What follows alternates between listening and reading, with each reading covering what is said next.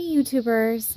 Okay, this video is going to be a specific video about how to make the most out of your collection packs. I know a lot of us grab these, move this out of the way, grab these packs from Hobby Lobby or Michael's or Joann's or from our online scrapbooking stores, and they will come with multiple papers, some stickers, usually some cut apart cards. They're all a tad different. Or, you know, as many of you know who watch my videos, I'll often get multiple pieces from one line. So the papers, the embellishments, and I'll work with them together, and then split them apart once I'm kind of burnt out on that particular line. The reason I do this is because, for a couple of reasons. One, I like to work within kits because I do have a lot of product in my room, and it can be overwhelming to go through all these different bins and papers to find the perfect product.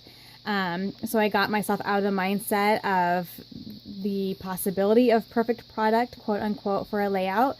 And I just know that if I just use what I have and what's in front of me, it's going to be just fine. So I like to work a lot within kits, but I also do, not as much as I used to, but I do go on the road scrapbooking. I meet up with my best friend and we pack our bags and we meet for 3 days and we scrapbook. And so this will also be very helpful in packing for those type of things, because it's so much easier if you pack kits for a crop instead of your whole room or your whole, inventory of product. Which is what I used to do back in the day, and that was overwhelming.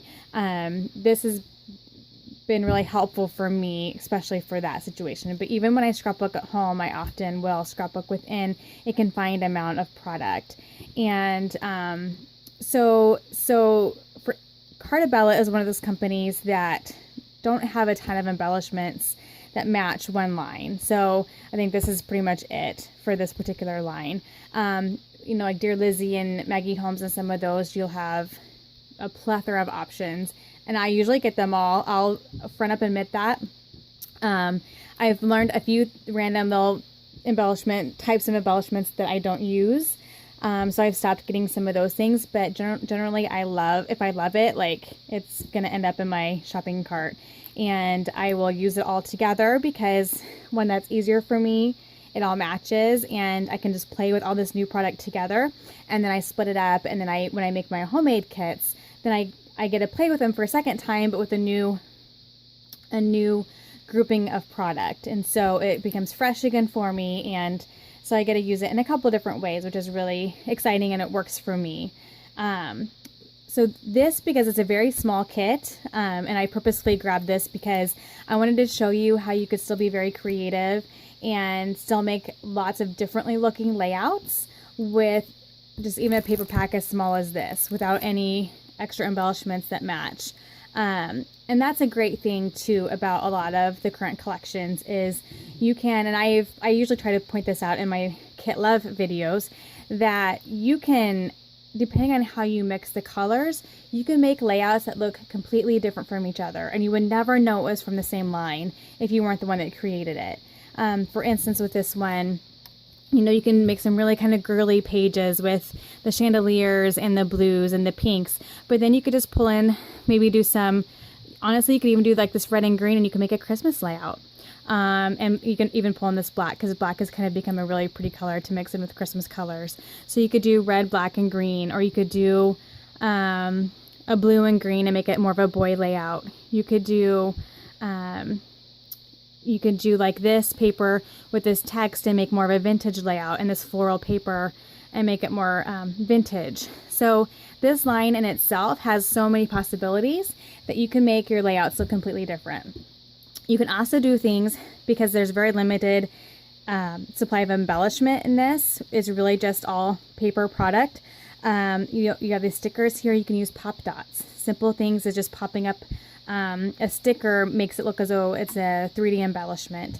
Your cut apart cards can be used for journaling. They can be used for layering. They can be used for lots of different things. And then you have the cut apart strips, which you could use as border strips, or again as a layering, or even a title. So I just wanted to go through and kind of create this kind of mini series on how to take advantage of these little packs and still have fun with this really small, finite amount of product, but to still have fun with it. So what I'm going to do is, this is typically what I would do whether I was at home or on the road. I'm just going to pull in a couple basic supplies that is going to allow me some finishing touches and some maybe room to play a little bit. So, but stuff that doesn't take up hardly any room or on your desk or in your crop bag if you're going somewhere.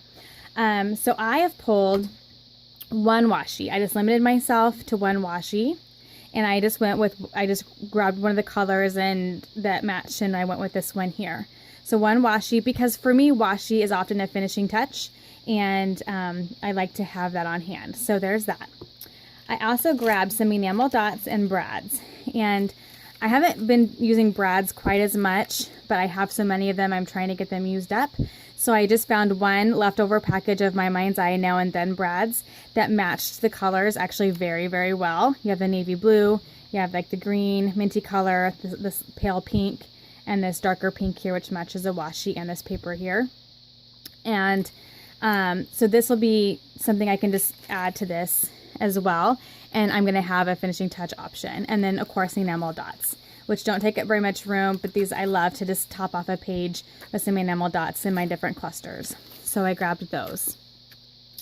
And then I did grab this Wink of Stella brush set that I haven't played with yet, and I thought this could be a way, because I'm so limited on types of embellishments, that maybe some of my stickers I could put some of this on to give it like glittery finish, and that would be a fun way to jazz it up a little bit.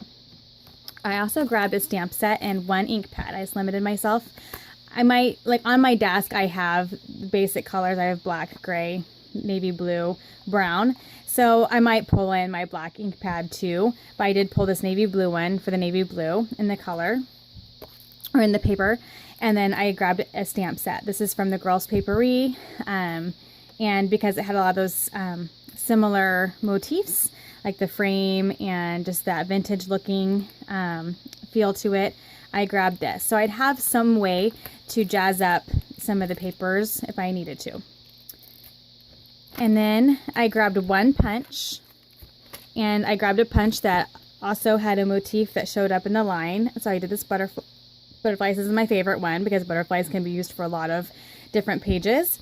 And so there was butterflies in on the sticker sheet and within the papers, and so I grabbed that. So this gives me some options to change up some of the papers a little bit, whether it be through stamping on them or adding washi tape to them or whatnot. Then I also added, I just grabbed 5 of the colors that show up in the line. So this navy blue, mint green, coral, sweet cherry, and this chartreuse.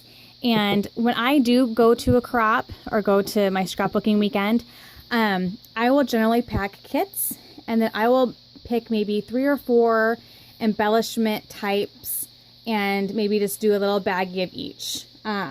So I will I'll usually grab all my Heidi Swap color shines, and I'll take that as well, because I can add those. You know, those can become part of any of my kits that I take. I may take a bag of wood veneers because those can be added to any of my kits, because they're very neutral.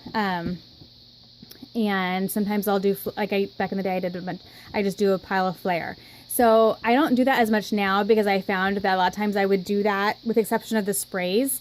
With actual embellishments, I would hardly ever use them because my kits typically ended up being enough. And towards like the middle to the last, half of the weekend, a lot of times if I've maybe worked through 3 or 4 of my kits, I can start mixing those leftovers together and using, leftover wood veneers from that kit and pull those wood veneers into the new kit I'm working with. And so I just kind of rejuggle my supplies while I'm there. So I found that I didn't really need to pack all those extra supplies, but sprays and stamps and inks are one thing and maybe a punch or 2 are things that I do take, because I'm going to use them with multiple kits throughout the weekend.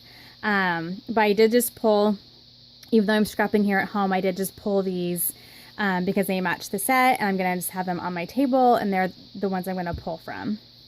So With that said, I'm going to open up my pack here and kind of prep my kit, and then I'm going to go through just and make some layouts with this, and just try to kind of show different ways how you can make it each layout still fresh and fun, even though you're using the same supplies. And we'll see how many layouts I can get through, and so this will be kind of like a little mini series that will hopefully be fun for you all to watch, and hopefully will inspire you to grab your little packaged up kits and scrapbook with them.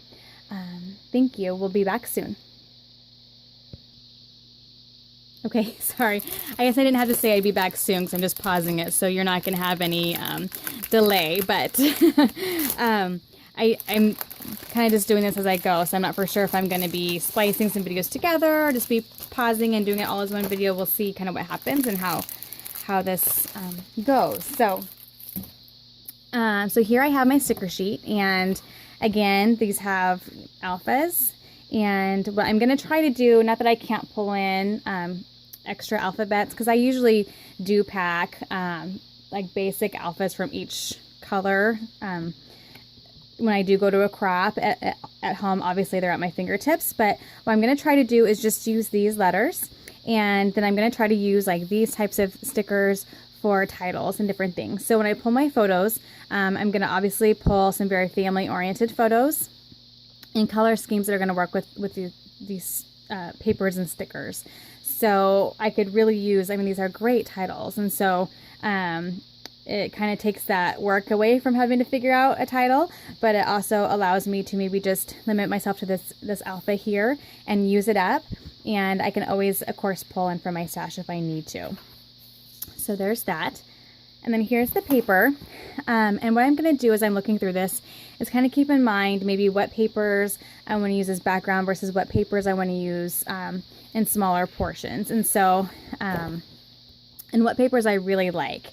So like I really love this side. So even though this would be great for background, I'm probably going to end up using this side probably in smaller portions, although it would be a really cute background as well. So I'm just kind of inventorying each paper, what's in here, so I know what I have available to me. This would be a beautiful background. And well, I like this for the cut apart options, to cut these all apart. Maybe what I'll do is cut out the middle, maybe more towards this side here, because the embellishment is, the embellishment's on this side, so maybe cut apart some of this over here, and then just plan on covering that with layers, so I can use some of these words on here. So we'll see what happens there. This is obviously a busy pattern. I could see this as a background, but with lots of solid layers on top of it. So I could see and really liking just this peeking out on the side, or I could cut this up as well. And this, I really love this stripe, so I really like both of those sides. This would be a pretty background as well. Or I like these kind of solid with a kind of a more subtle pattern as well for mats or for layering. And then on this side is the cut aparts. So I may just go and pre-cut this and have these ready to go, and then I can always use, this side of it if needed. So I'll have to decide what I want to do on that. This green polka dot, it's really pretty floral. Really like this side, but if I wanted to do like a Christmas layout, I'd have that side as an option. And this is why I usually get 2 of each. A lot of times when I buy papers individually, or a lot of times in paper pads, you automatically get 2 of each, because then I don't have to make this choice. Now I'm happy to make this choice because this is all I have of this line, but that is why I often do get 2 of each paper, because if I like both sides, obviously, because I have that choice. And if I want to use one as a background, I still have the other side to use in smaller pieces. So this is really pretty paper, the chandelier paper. I really like that. And this is just a really a black with a subtle floral pattern on the back there, which would be pretty for a background or whatever. This black here in red. It's really pretty green I love this paper. This is really, really pretty. And this navy blue houndstooth. I really like this side. That's really cool. And this green with smaller cream polka dots. And this pretty floral. This feels very vintage to me because a lot of these are family oriented and kind of vintage feeling. I could definitely see myself pulling a bunch of photos from maybe my older photos of like my grandparents possibly, or my childhood even. So again here, very pretty, very vintage, has that dictionary on the back. And this is pretty too. That's going to be hard. This is when I think I'm going to have to cut out the middle and so I can at least have one little bit of that to use. And this pretty red. And then journaling cards in the back. So I'll probably pre-cut this apart and have it ready to go because I'm going to, like I said, I'm going to need those layers and embellishments because I'm not adding in anything else to this kit. So I'll probably go and pre-cut these apart and just give up this paper. Although I could still use, if I decide I don't want to use this one on this side, I could still also have a square of that to use. So it's still going to be an option for me, but it's just going to be pre-cut up into smaller pieces because I'm going to just have that prepped for the kit. So I'm going to go and pre-cut this here.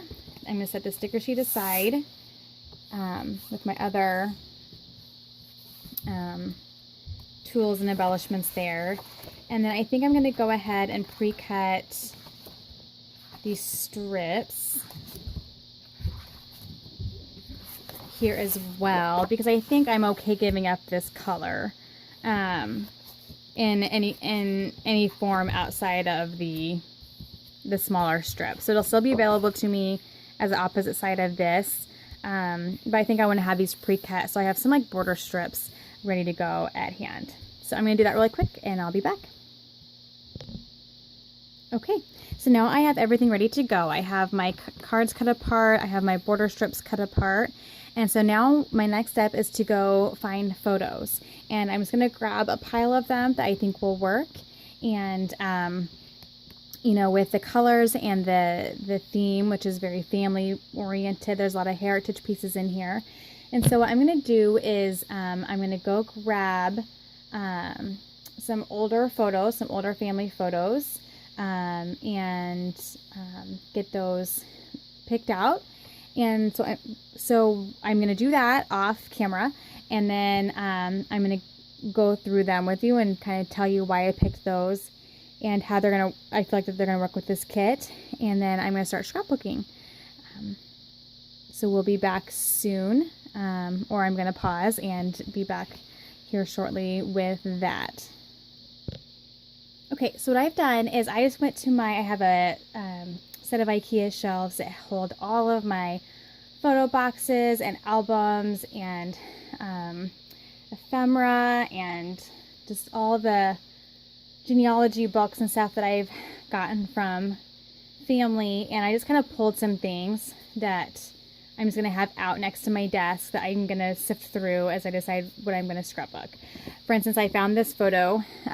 This was just laying there, that the colors seem to go really well, except for the browns, but you have like the reds and the pinks and the peaches in there. So I think I might take this out of the frame and scrapbook that photo. And then I just grabbed some photo boxes that this one is for my youth, which I know is going to have some older like family photos of me and my family growing up that are going to have more of that vintage feel to them.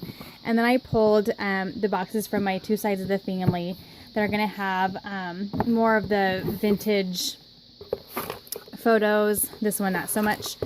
Yeah, well, actually, some of this stuff is just thrown in here. It's not super organized. But some family photos, photos of my parents when they were young. But there's going to be some, just a variety of different photos that I think are going to fit the theme of this kit, because it's family themed. And so I just grabbed from each side of my, my mom's family, my dad's family, and then my youth box. And then I can just have lots of options for me when I'm trying to figure out what photos I want to scrapbook. And then I also had this random pile. as many of you know, my mom passed away a couple years ago, and I'm still filtering through all of her stuff because she was a big scrapbooker as well, and she collected everything. And so I'm still kind of going through a lot of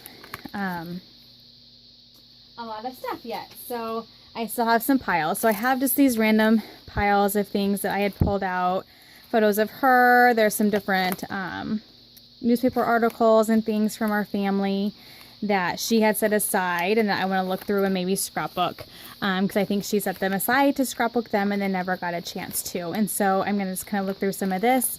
So I pulled this pile. I might pull some more out. We'll just kind of see what happens. But I basically just went towards versus going to my family photos, like my husband and my 2 kids. I decided to go more towards, a generation back, because I feel like those photos are going to fit this feel of this line a lot better. The paper itself has that vintage look to it. It's that thicker, kind of more muted paper, and so I think that that's going to be the direction I want to go. And not that I can't do more updated photos like this one here, because the photos, do match color-wise. I'm not saying that those wouldn't work, but just most of the papers have that very vintage feel to them. So that's the direction I'm going to go with my photos. So I'm going to kind of get these set aside and start figuring out what photos I want to go with for my first page. Okay, before I get to scrapbooking, which is going to be the next video, I'm going to have to separate them so I can have enough room on my phone. But I wanted to show you how I have my desk set up to work with this kit. So here I have my papers, and they'll be kind of put off to the side over here, and then my photo that I want to scrapbook here.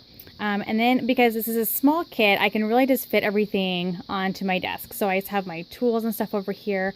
I went ahead and put my washi in this Chamel little tape dispenser there, and some tools in this bowl, my cards and enamel dots and brads in this bowl, and then this bowl is always on my desk. So I always allow myself to pull from it because it's stuff I'm trying to get used up. And I just have my sticker sheet here, and then my trimmer and everything over here.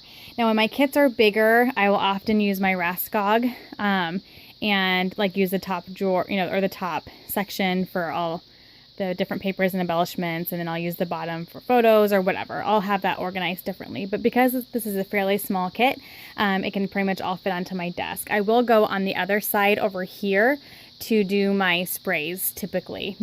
Maybe not now since I don't have a full desk, but that's usually what I do.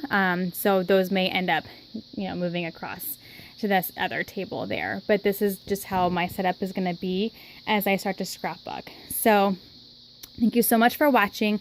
Again, I don't know if I mentioned it. I know it's been on the screen, but the name of this paper line is Carta Bella. It's called Moments and Memories, and not for sure. Oh, it's 2014, so not as super old, but it's about a year, been out for about a year. But that is the paper line I'm working with. So I will be back the next video and start working on some layouts. Thanks guys. Bye-bye.